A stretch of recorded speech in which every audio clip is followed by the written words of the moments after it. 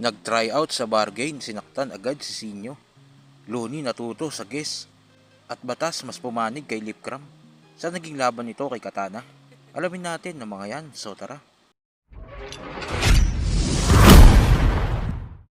Ongoing na nga ang tryouts ng Bargain Battle League. Maraming magagaling na sumalang. Isa nga sa mga nag-stand out sa kanila ay si Vinci. Mula sa Balintawak, tumatak siya sa tryouts ng Bargain dahil sa pinakita niyang tapang ng personalin niya, ang ulo ng Bargain na si Sinyo. Wala nang patumpik-tumpik ng inasinyo na agad! Ayoko sa imaginary battle! Gusto ko yung nakikita at katapat! Solid sa pagbabalik ko ng bawat angle para lang masipat pagkat ipasok nyo ako sa tryout sir, tang inaisisimento ko yan lahat! Kasi yung gigil sa battle rap, di nawala kahit 4 na taon pa na bakante. Lumagari man sa bawat rap ko, nanalo't nagkampiyon, di na kontento at nakampante. Sinubok man na mga problema at obligasyon, kaya yung hilig at pangangailangan nawalan ng balanse.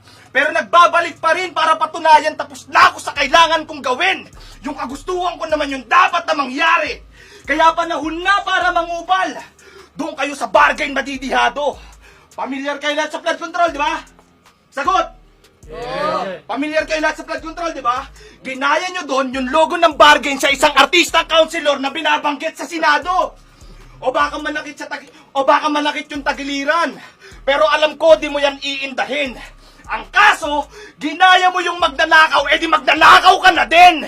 Ganun humanap ng butas, ikaluluwag niyong malugod. Pag di niyo ako pinasok sa tryout, sir, ibabalik ko si Galope sa loob. Kaya handang ang balagbag. Inside jokes.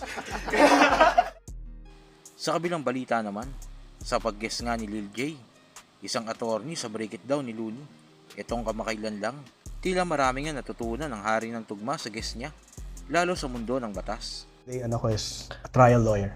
Trial lawyer. Okay. Trial lawyer. So, in and out ng korte, nag-handle ng mga cases. Pag sinabi kasi trial lawyer, kasama na dyan, implied na dyan yung mga criminal cases, civil cases na na-handle ko. Ibig sabihin ba pag trial lawyer, sa prosecution ka ba o sa saang side ka?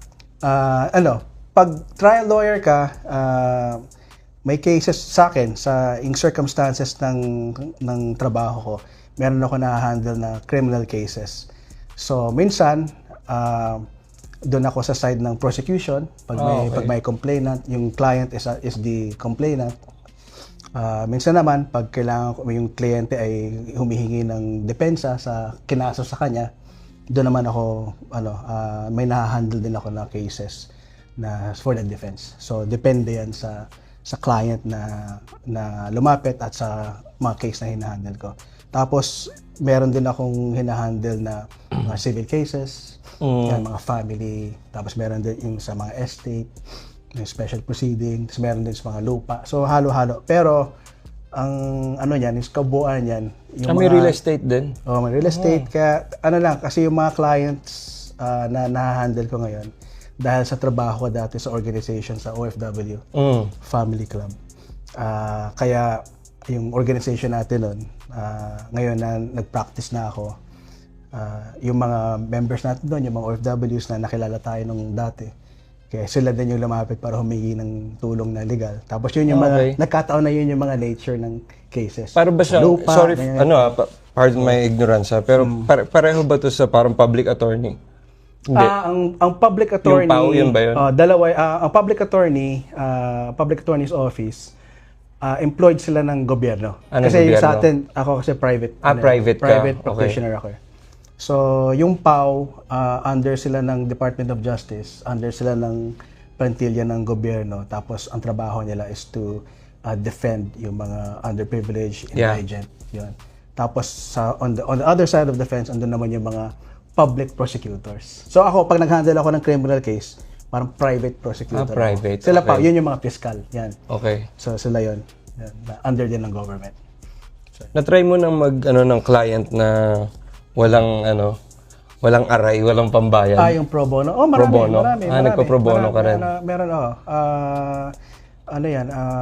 yung mga nagme-message sa akin, usually nagbibigay ako ng advice na tapos nag-video conference na treated as yan, pro bono tawag doon. Yan.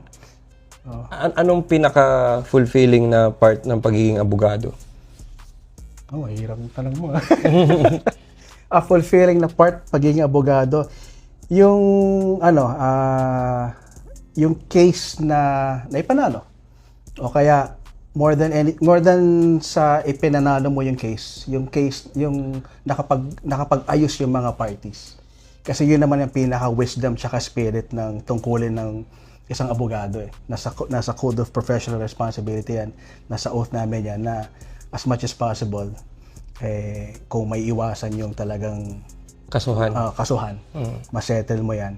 Yun yung pinaka Victory. victory doon. So, in my case, humbly speaking, yun yung fulfilling sa akin pag napag-ayos natin yung parties.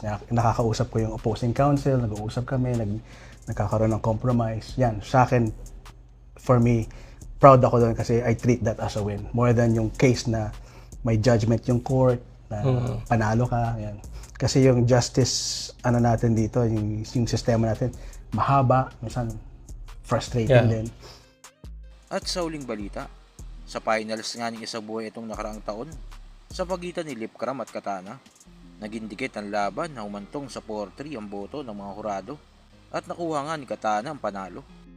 Pero ang boto ng hurado, 4-3! Magingay! Para kay Katana! Pero sa review nga ni Batas, ito lang sa nasabing laban nila. Tila base sa footage na napanood niya, nanalo para sa kanya si Lipcram. Sa'yo na pagtingin ng masa, sa akin yung tenga ng hurado. Simpleng lohikang malinaw, isasampal ko sa mukha mo. Sa mundo ng mga halimaw, di ka masasalba ng tao. Lakas ng line na yun. Ganda ng line na yun. Ang ganda ng line na yun. Mas late pa sa TV ng Bisaya. Hinuhugot sa dibdib, laser sword. Mga bagay na sirana. Tapos yung pader na tong kaharap mo. Tapos magharakiri. Di kita kaaway. Mahahanapan ka ng butas. Parang kay Lip yung third round. So first round Katana. 2-3 sa akin Lip. Naku puta ngayon na. Para akong kumontra sa pagka-champion ni Katana. No? Hindi ganun. Peace yo, peace. So kayo ba mga quiz para sa inyo? Tingin nyo pag sa video, sino ang nanalo para sa inyo? Katana o Lipcram? At sino ang paborito nyo nag-try out sa bar game? Kung ano man sa loobin mo, comment ko lang sa baba na mapag-usapan natin yan. So yun lang, God bless.